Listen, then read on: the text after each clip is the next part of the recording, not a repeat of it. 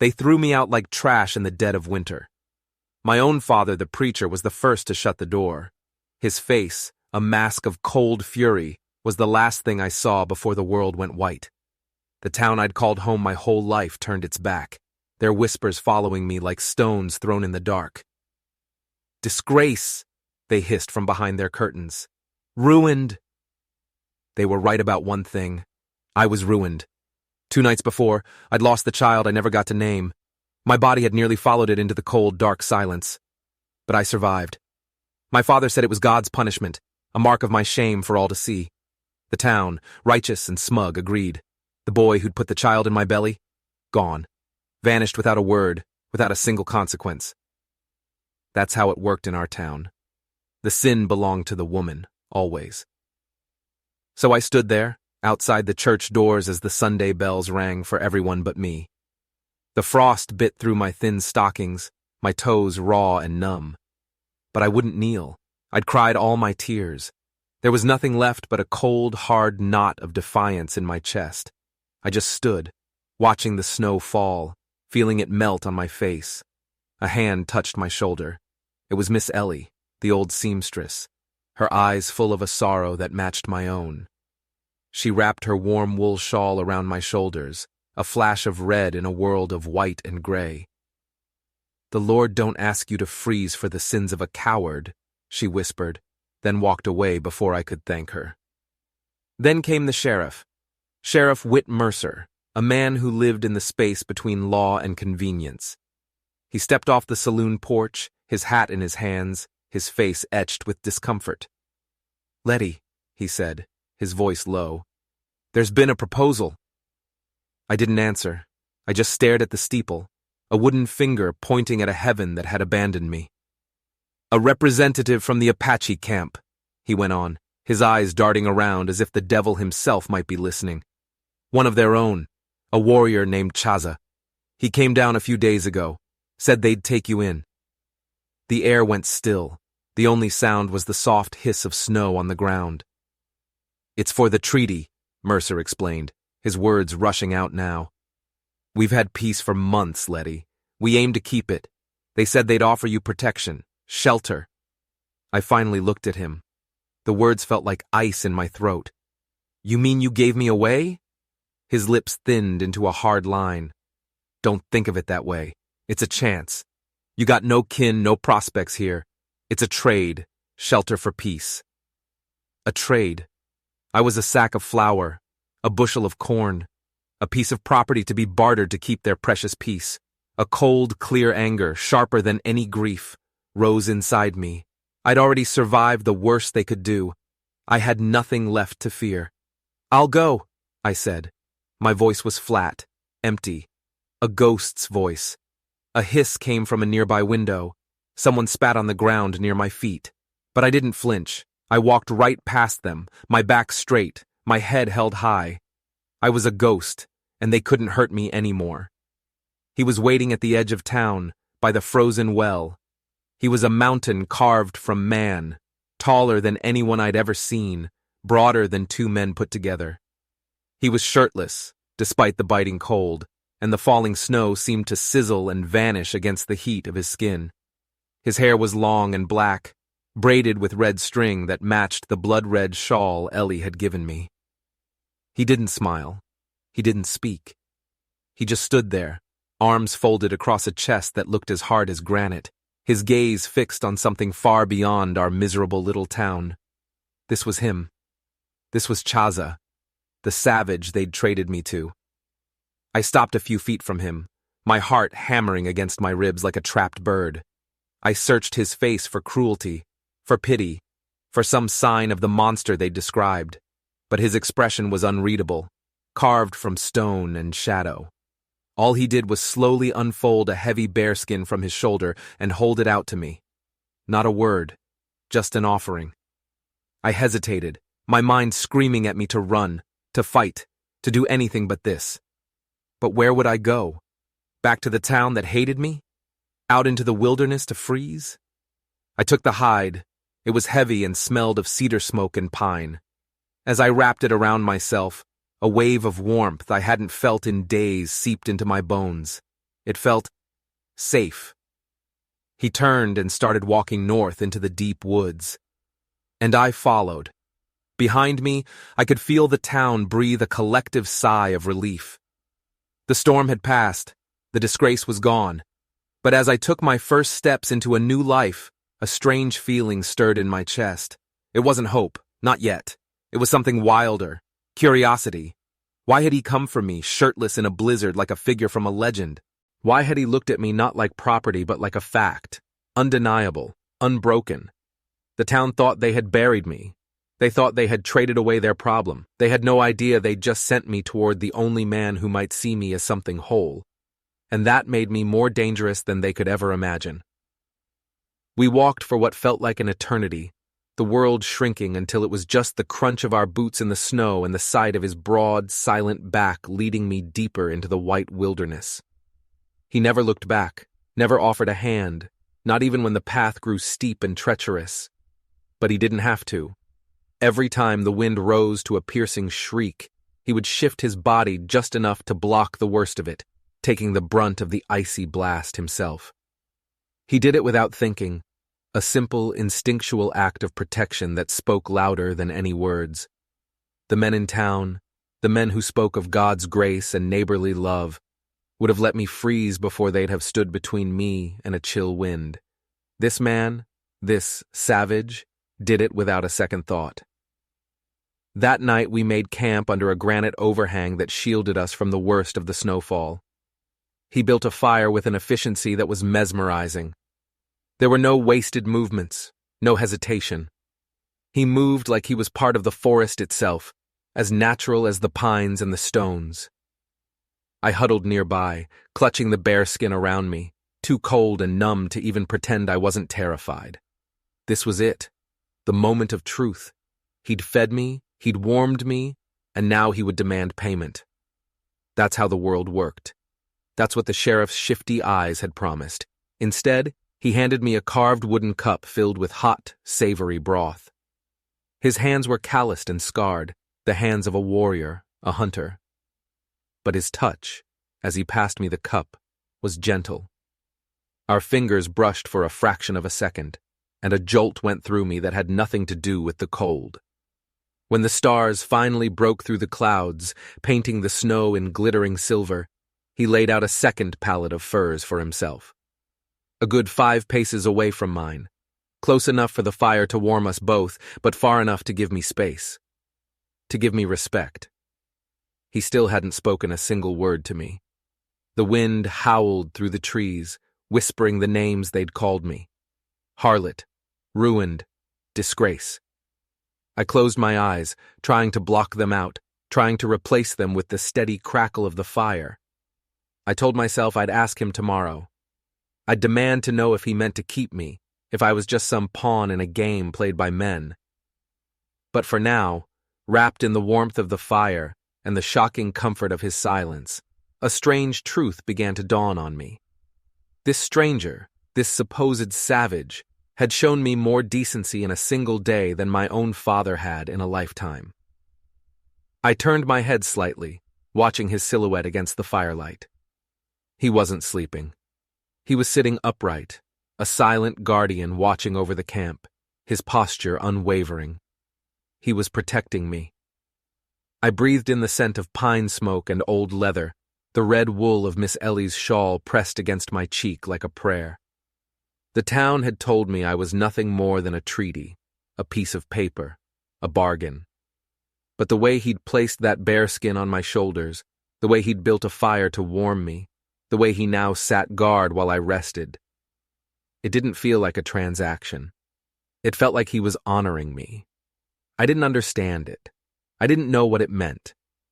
But as I drifted off to sleep for the first time without tears, I knew one thing for sure. I would follow him further north in the morning. Because when the whole world decides you're ruined, sometimes the only path forward is to follow the one person who sees you as something else entirely, even if he doesn't speak, even if the snow never stops. But as I slept, a thought pricked at the edge of my consciousness. His silence. It wasn't the silence of someone who couldn't speak our language. It was the silence of someone who chose not to. Why? What was he hiding behind that wall of quiet dignity? The mystery of him was deeper and more dangerous than any winter storm. The next day, the snow was deeper, the air colder. The silence between us stretched on, but it had changed. It was no longer empty. It was filled with unspoken questions. He walked ahead, breaking a path for me through the deep drifts. I watched the powerful muscles in his back, the easy way he carried his bow, the way his eyes constantly scanned the trees. He was a man at home in this harsh, unforgiving world. I was not. My foot slipped on a patch of ice hidden beneath the snow, and I went down hard, my ankle twisting beneath me with a sickening crack of pain. A cry escaped my lips before I could stifle it. He was there in an instant, kneeling beside me, his stone-faced expression finally cracking with something that looked like concern.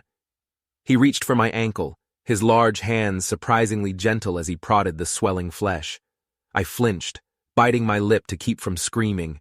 He looked up at me, his dark eyes searching mine. And then he spoke. "It is not broken," he said. His voice was deep, gravelly, but the words were perfect, unaccented, clearer than the preacher's Sunday sermons. I stared at him, my mind reeling.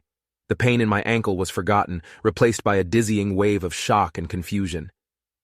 You can speak English?" A flicker of something, regret, annoyance, crossed his face before the mask of indifference slammed back into place. He gave a single, curt nod. "But why?" I stammered, pushing myself up on my elbows. "Why the silence? Why pretend you couldn't understand?" He didn't answer. Instead, he ripped a strip of leather from his pack and began to expertly bind my ankle, his movements swift and sure. The support was immediate, easing the sharpest edge of the pain. He then stood, bent down, and lifted me into his arms as if I weighed nothing at all. I was too stunned to protest. He held me securely against his chest, the heat of his body a shocking contrast to the frigid air. I could feel the steady beat of his heart against my back. "Why won't you talk to me?" I whispered, my breath fogging in the air between us. He started walking again, his stride barely affected by my weight. For a long time I thought he wouldn't answer. Then, his voice came again, low and rough. "Words can be weapons, or they can be cages. I choose neither." It made no sense. It was a riddle wrapped in an enigma, and I was too tired, too hurt to try and solve it. I leaned my head against his shoulder, defeated by the pain and the confusion. He was carrying me to a shelter I'd never seen, to a life I hadn't chosen, and he was a man who spoke my language but refused to use it. The fear I'd been holding at bay came crashing back. This wasn't a simple savage. This was a man with secrets, deep, complicated secrets, and he was intentionally keeping me in the dark. The warmth of his body suddenly felt less like protection and more like a trap. The silent guardian was a liar. What other secrets was he keeping? What was the real reason he'd come for me? The treaty, the peace offering. Was that a lie too? When we finally reached his home, it was almost invisible. A low, domed structure of wood and hides built into the side of a hill, half buried by snow. Smoke curled from a hole in the roof, a fragile ribbon of gray against the white landscape. He pushed aside the hide flap and carried me inside. The air was warm and smelled of juniper and roasted meat. Furs lined the floor, and a small controlled fire burned in a pit in the center. It was clean, orderly, and surprisingly comfortable. There was a single sleeping pallet on one side of the fire. He laid me down gently on the pallet, then immediately moved to the far side of the lodge. He unrolled another set of furs, creating a second bed for himself, just as he had in the woods. He was still keeping his distance. "Why me?" I asked again, my voice stronger now. "If this isn't about a treaty, then what is it? Why did you pick me?" He turned from his task, his dark eyes locking onto mine across the flickering firelight. The silence stretched, thick with tension. I thought he would ignore me again, retreat behind his wall of quiet. But then he walked back over to me, his shadow falling over me. He knelt down so his face was level with mine. The firelight danced in his eyes, and for the first time, I saw something beyond the stone. I saw a deep, ancient sadness. "Because my mother was also cast out," he said, his voice a low rumble that vibrated through the small space. "She was wronged by a man who promised her everything and left her with nothing but shame. Our people, they did not understand. They shunned her." My breath caught in my throat. I watched her fade away, her spirit broken by whispers and cold shoulders. He continued, his gaze unwavering. "I made her a promise on the day she died. I swore I would find a woman with a spirit as strong as hers, a woman who had been wronged in the same way, and I would give her what my mother never had." He reached out, his calloused thumb gently brushing a tear from my cheek that I didn't even know had fallen. "Honor." The word hung in the air between us, heavy and beautiful. This wasn't about a treaty. This wasn't about peace between two peoples. This was personal. This was a quest, a promise made to the dead. He hadn't just taken in an outcast. He had sought me out. He had chosen me. But the revelation, as stunning as it was, didn't bring me peace. It brought a new, terrifying question. A promise to his mother? To give me honor? It was a beautiful, noble sentiment. But what did it mean? What did honor look like to a man like him? Was I a person to him, or was I just a symbol, a way for him to soothe his own ghosts? I wasn't a treaty, but was I just a replacement for a memory, a living embodiment of his own private crusade? The cage he'd built for me might not be made of steel, but of his own grief, and that felt even more impossible to escape. The days that followed were a strange dance of silence and revelation. Chaza, I still couldn't bring myself to think of him by any other name, tended to my ankle with a gentle focus that was unnerving. He would unwrap the leather bindings, massage the swelling with a pungent salve of herbs, and rewrap it, all without a word. But his eyes would watch my face, gauging my pain, his expression unreadable. He still spoke very little. His confession by the fire seemed to have been an anomaly, a crack in the dam that was now sealed tight again. He would leave before dawn to check his snares, returning with rabbits or grouse, which he would skin and cook with methodical precision. He would sometimes disappear for hours, returning with firewood or fresh water from a hidden spring. I spent my time confined to the lodge, my world shrinking to the circle of firelight and the hide walls. I felt useless, a burden. To pass the time, I took out the small sewing kit I'd managed to tuck into my dress. I mended the tear in his buckskin tunic, my stitches small and neat. He watched me work one evening, his head tilted. He didn't say thank you, but the next morning, I found a small, beautifully carved wooden bird placed beside my sleeping pallet. It was a simple thing, but the lines were perfect, its wings outstretched as if in mid-flight. A gift, an acknowledgement, a wordless conversation. One afternoon, as a blizzard raged outside, trapping us in our warm, quiet cocoon, he sat across the fire from me, sharpening his hunting knife on a smooth stone. The rhythmic scrape of steel on stone was the only sound. "Your father," he said suddenly, not looking up from his task. "He is the town's preacher?" I flinched. "He was. He's no father of mine anymore. He spoke of God's law, but he did not follow God's mercy," Chaza stated. It wasn't a question. "He follows his own pride," I said bitterly. He cared more for the town's opinion than for his own daughter. Chaza finally looked up, his dark eyes pinning me in place. "The boy, the one who left you." My stomach clenched. I'd tried so hard to bury that memory, to pretend he'd never existed. What about him? His name? "Why?" I asked, my voice sharp. "What does it matter? Names have power," he said simply, returning to his knife. To speak a name is to acknowledge a truth. Your town gave you a name, ruined. But they will not speak his. This is how they keep their world in balance. All the shame on you, none on him. He was right. It was a truth so sharp and painful it stole my breath. They had erased him from the story, leaving me to carry the entire weight of it alone.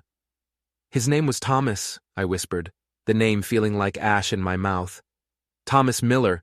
His aunt was Miss Ellie, the seamstress." Chaza stopped sharpening his knife. He looked up, and for the first time, I saw a flash of something hard and dangerous in his eyes, a warrior's glint. "The woman with the red shawl." "Yes," I said, confused. "She was always kind to me." He said nothing more, but a new tension had entered the lodge. The air crackled with it. He had sought me out because of his mother's story, because I was an outcast. But now, it felt like something had shifted. Learning Thomas's name, learning his connection to the only person in town who had shown me kindness, had changed the equation. That night, I couldn't sleep.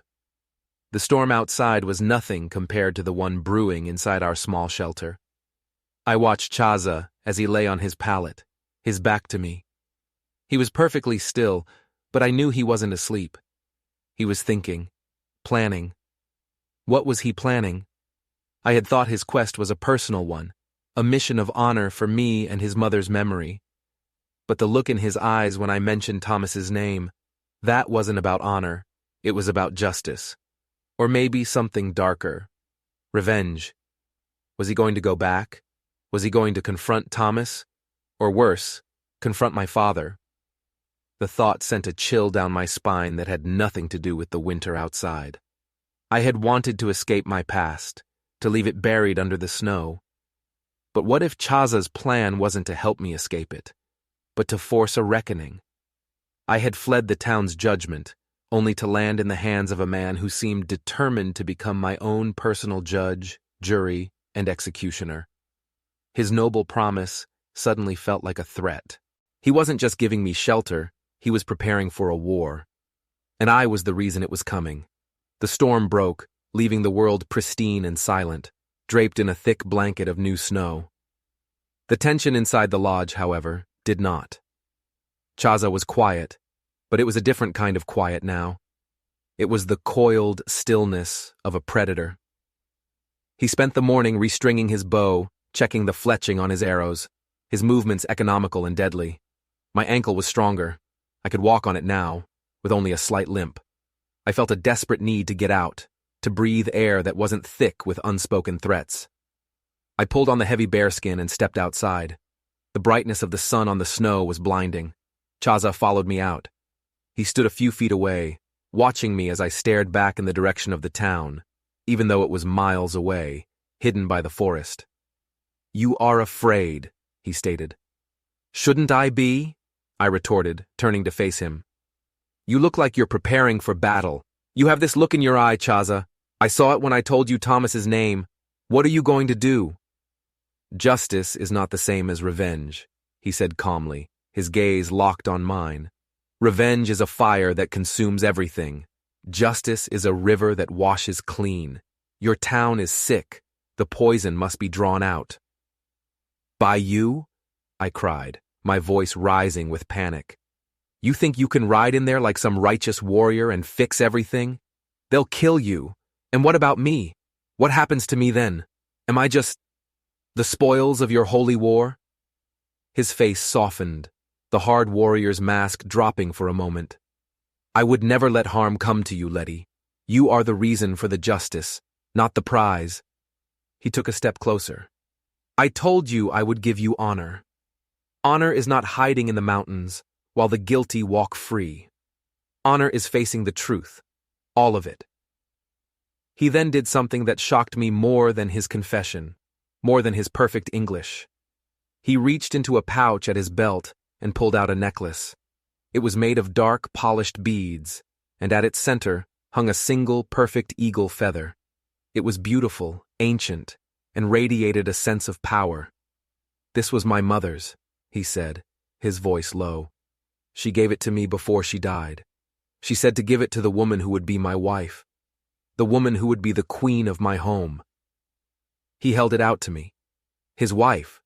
Queen. The words spun in my head, dizzying and terrifying. This was moving too fast. I wasn't a treaty. I wasn't a project. I was a prospective bride. A queen of a tiny hide lodge in the middle of nowhere?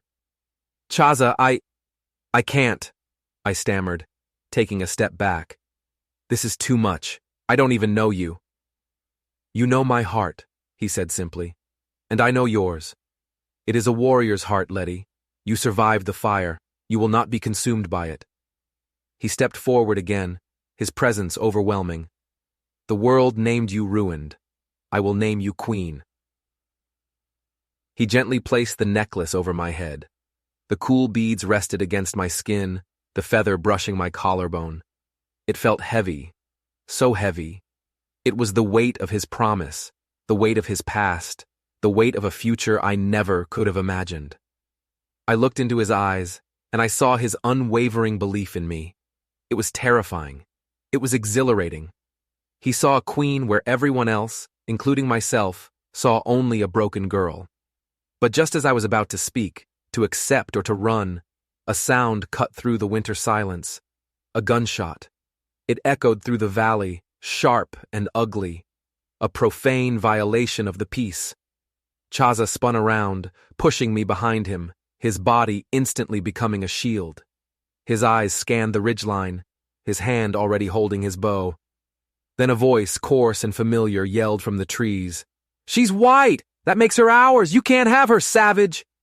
It was Jed, old man Jed from the town, his voice full of hate and whiskey. My blood ran cold. They had followed us. The poison Chaza had spoken of. It wasn't just in the town. It had seeped out into the wilderness. It had come for us. Chaza knocked an arrow, his movements a blur of deadly grace. He was ready to kill, ready to start the war he'd been preparing for. And I was standing right in the middle of it, wearing his mother's necklace, a crown I never asked for, on a throne of blood and snow. The choice had been taken from me. The river of justice was about to flood, and I was afraid we would all drown. "Jed, you fool! Put that rifle down!" Another voice boomed through the trees, heavy with authority. Sheriff Mercer. He emerged from the pines, not alone. Behind him were 3 other men from the town, their faces grim, their rifles held ready but not aimed. They weren't a lynch mob. This was something else. Jed, looking wild-eyed and drunk, kept his rifle leveled at Chaza. "She belongs with her own kind, Sheriff, not with him." Chaza didn't lower his bow. The tip of his arrow, sharp and black, was aimed directly at Jed's heart. The air was electric with the promise of violence. One twitch, one word, and blood would stain the perfect white snow. "I'm not yours to claim," I shouted, stepping out from behind Chaza's protection. My voice shook, but I filled it with all the rage and grief I'd been swallowing for months. The eagle feather necklace felt like a brand of courage against my chest. "You cast me out! You called me a disgrace! You have no right to come for me now!" Mercer had the decency to look ashamed. He took a step forward, his hands raised in a placating gesture. "Letty, we made a mistake. The town, it ain't right what we did." "A mistake?" I laughed, a harsh, ugly sound. "You traded me like livestock. You left me to die. That's not a mistake, Sheriff. That's a sentence." "It's the preacher," one of the other men muttered. "He's been stirring things up, saying the peace is tainted, that you've been taken against your will." "And you believed him?" I shot back. "After all of it?" "No," Mercer said, his voice firm. He looked directly at me, and for the first time, I saw genuine regret in his eyes. "Not all of us. Miss Ellie, she told us the truth, Letty, the whole truth." My heart stopped. "Miss Ellie?" "She told us about her nephew, Thomas," Mercer said, his voice dropping. "She told us how he bragged to his friends, and she told us how your father, the preacher, paid him to leave town, to keep the scandal quiet and protect the church's good name." The world tilted on its axis. My father. He hadn't just disowned me. He had orchestrated the entire thing. He had paid for my silence, paid for my shame, and then pointed his finger at me as the sinner.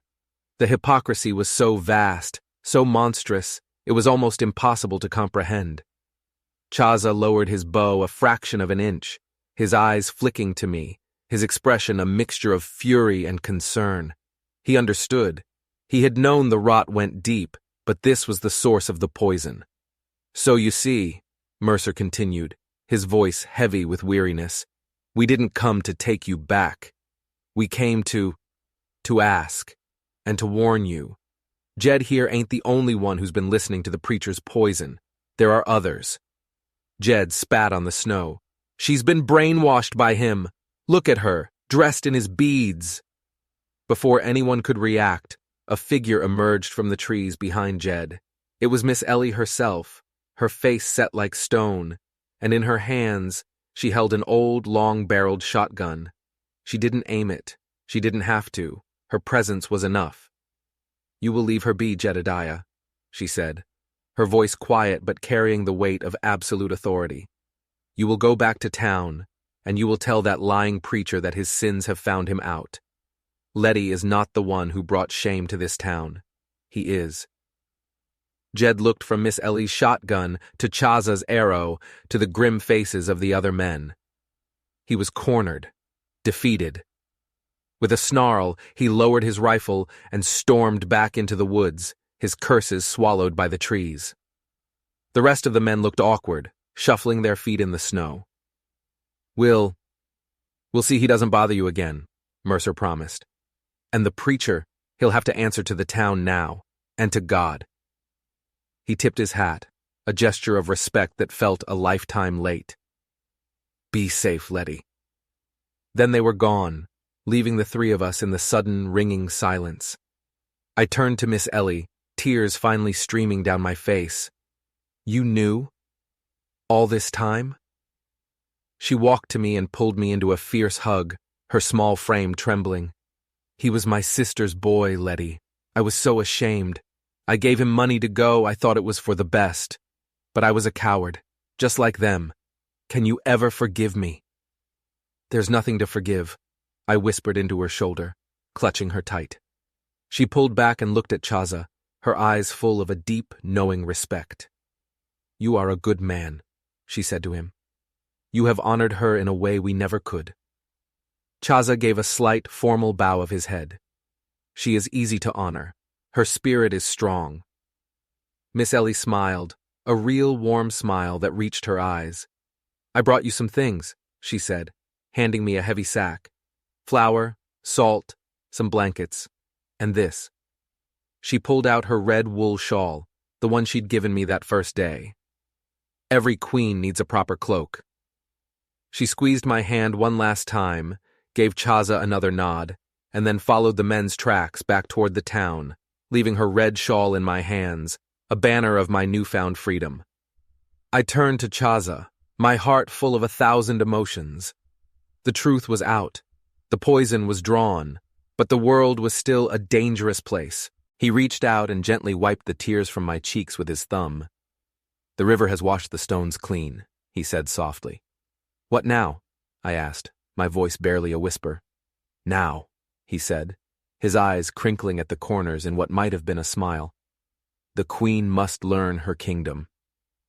But as I looked at the vast, wild, and dangerous forest that surrounded us, I knew my kingdom wasn't the trees or the snow. It was this small patch of ground, this tiny hide lodge. It was the space between me and this silent, honorable man who had seen a queen in the ruins. And I had a feeling that ruling this kingdom would be the hardest and most rewarding battle of my life. The departure of the townsfolk didn't bring the peace I expected. It brought a new, heavier silence. The truth was out, a gaping wound in the fabric of the community I'd left behind. But here, in the vast wilderness, that truth felt distant, like a story about other people. The real story was the one unfolding right here, between me and the man who called me his queen. Chaza became even more attentive. He taught me the names of the winter birds, how to read tracks in the snow, how to find the sunny, sheltered spots where the first spring herbs would grow. He spoke more now, not in long conversations, but in short, meaningful statements. He would point to a hawk circling overhead and say, "He sees the world as it is, not as he wishes it to be." He was teaching me, not just how to survive in the wilderness, but how to see with a warrior's eyes. I took the red shawl from Miss Ellie and, with my small sewing kit, began to stitch the eagle feather from his mother's necklace onto it. I worked for hours by the fire, my stitches careful and precise. It was my own act of creation, of blending the two worlds that had made me who I was now. The kindness of the only woman who'd defended me, and the honor of the man who had saved me. One evening, as I was finishing the last stitch, he sat across from me, watching my hands. "You have made a new thing," he said, his voice soft. "A new story." "We have," I corrected him gently, looking up to meet his gaze. "We have made a new story." He nodded slowly, a deep understanding passing between us. He reached into his pack and pulled out a piece of wood and his carving knife. He handed them to me. "Your throne is not yet complete," he said. I looked at him, confused. "My throne? A queen must have a place to sit," he said, a rare, genuine smile touching his lips. He guided my hands, showing me how to hold the knife, how to follow the grain of the wood, how to shave off thin, careful layers. We worked together in the flickering firelight, his large, warm hand covering mine, our shoulders brushing. The air was thick with a new kind of intimacy, one born of shared purpose and quiet respect. We weren't carving a throne, we were carving a life, but the world outside our small, warm circle was not at rest. 2 days later, a lone rider appeared at the edge of the clearing. It was Sheriff Mercer. His face was grim, his horse blowing steam in the frigid air. "Letty," he called out, not dismounting. "Chaza!" We both stepped out of the lodge. I had my new red cloak wrapped around my shoulders, the eagle feather prominent on the front. I felt a strength I'd never known. "What is it, Sheriff?" I asked. "It's the preacher," he said, his voice heavy. "After we got back, after Ellie told everyone the truth, he went mad. He barricaded himself in the church. He's got a rifle. He says the town is cursed, that you've brought the devil to our doorstep in the form of this man." Mercer gestured to Chaza. "He says the only way to cleanse the town is with blood." My blood ran cold. "Whose blood?" "He's ranting, Letty. He's not making sense. But he's named you. And he's named Chaza. He says you're an abomination, and he won't rest until you're both dead." My father, my own father, wanted me dead. The final, twisted betrayal was so awful it almost didn't feel real. Chaza stepped forward, his face a mask of cold fury. "He will not touch her." "I know that," Mercer said, looking at Chaza with a newfound respect. "But he's not just a threat to you. He's a threat to the whole town. He's fired on anyone who's tried to get close. People are scared. They're talking about burning the church down with him inside it." "Let them," I said, my voice hard as ice. "No," Chaza said, putting a hand on my shoulder. His touch was grounding, pulling me back from the edge of my own hate. He looked at Mercer. "The fire of revenge will consume them all. This is not the way." "Then what is?" Mercer asked, his desperation clear. "We can't get near him. He's a good shot." Chaza looked at me, his dark eyes searching mine. He wasn't asking for my permission, but for my partnership. He was asking if I was ready to face the final ghost of my past, to truly close the book. "I have to go," I said, my voice steady. "He's my father. This is my story to finish." "You will not go alone," Chaza stated, his voice an iron promise. Mercer looked between us, at the fierce determination on my face and the unshakable loyalty on Chaza's. He seemed to understand that he was witnessing something far beyond his comprehension. "I'll ride with you," he said finally. "It's the least I can do." The journey back was a blur of snow and grim determination. We rode in silence, a strange trio, the shamed daughter, the native warrior, and the repentant sheriff. We were riding not just to save a town, but to confront a demon I had once called father. When we reached the town, it was like a ghost of itself. The streets were empty, doors were shuttered. A tense, fearful silence hung over everything. And there, at the center of it all, stood the church, its steeple a dark finger pointing at the gray sky. He was in there, the man who had created me and then tried to destroy me. Chaza dismounted and handed me his bow. "He will not expect you to be the warrior," he said softly. use his blindness against him. I took the bow, its polished wood smooth and powerful in my hands. I was terrified. My hands were shaking. But as I looked at Chaza's calm, confident face, I felt his strength flow into me. I was not the ruined girl who had stood freezing on these steps. I was the queen of a wild kingdom. And it was time for me to claim my power. I walked toward the church doors alone, my red cloak bright against the snow. Sheriff Mercer took cover behind the well, his rifle ready. Chaza melted into the shadows of the alley beside the bakery, a silent, deadly specter. "Father!" I called out, my voice ringing out in the deathly quiet. "It's me, Letty!" The only answer was the wind whistling around the steeple. "I'm not here to fight," I yelled. "I'm here to talk." A window on the second floor of the church tower creaked open. The barrel of a rifle appeared, followed by the wild, bearded face of my father. His eyes were wide, full of a righteous madness. "Abomination!" he shrieked, his voice cracking. "You have consorted with the devil! You have brought a curse upon us all! You must be cleansed!" "The only curse here is your pride," I shouted back, my own anger rising to meet his. "You lied, Father! You betrayed me! You betrayed this whole town! You are the sinner!" "Blasphemy!" he screamed, raising the rifle. "The Lord will give me the strength to strike you down." He was going to shoot me. My own father was going to kill me on the steps of his own church. But just as he aimed, a dark shape moved with impossible speed from the alley. Chaza. He ran not toward the door, but toward the side of the church, leaping to grab the thick ivy that clung to the stone walls. He began to climb, silent and swift as a panther, scaling the wall toward the open window. My father, his attention fixed on me, didn't see him. "It's over!" I yelled, trying to keep his focus. "The town knows the truth. Miss Ellie told them everything." His face contorted with rage. "That woman is a liar. You are all liars. The Lord is with me." He steadied the rifle, his finger tightening on the trigger. This was it.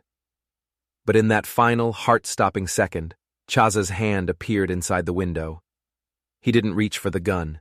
He reached for my father's face. He didn't strike him. He simply placed his palm over my father's eyes, covering them. My father yelled in surprise, stumbling back from the window, firing his rifle uselessly into the sky. The shot echoed like a death knell through the silent town. Then, Chaza was inside. I heard a brief struggle, a cry of rage from my father, and then silence. A terrible, final silence. I stood frozen, the bow heavy in my hands, my heart hammering. What had he done? Sheriff Mercer ran toward the church doors, and I followed, my legs feeling like lead. We threw the heavy doors open and rushed inside. The church was dark and cold. At the foot of the altar, my father lay on the floor, weeping. Not in pain, but in defeat. He was a broken man, his madness shattered, his pride in ruins. Chaza stood over him, not with a weapon, but with my father's own Bible in his hands. He hadn't hurt him. He had disarmed him, and then he had simply shown him his own reflection. He had forced him to face the monster he had become. Chaza looked at me, his expression calm. "The poison is drawn," he said softly. My father looked up at me, his eyes finally clear of the madness. He saw me. He saw the woman I had become, strong and unbroken, holding a warrior's bow, wearing a cloak of honor. He saw the queen, and in his eyes I saw the ultimate ruin, not mine, his. I didn't feel hatred. I didn't feel forgiveness. I felt nothing at all. He was a stranger to me now, a ghost from a life I no longer lived. I turned my back on him, on the church, on the town. I walked out into the clean, cold air, leaving my past to be buried in the ruins of a madman's pride. Chaza followed me. He took my hand, his grip firm and warm. We walked away from the town without looking back, our future waiting for us in the wild, silent mountains. The story wasn't over, but that chapter was finally, mercifully, closed. If you were captivated by Letty's journey from outcast to queen, then you know that the strongest thrones aren't given, they're built. Don't forget to subscribe and hit that notification bell because we have so many more stories of survival and justice coming your way.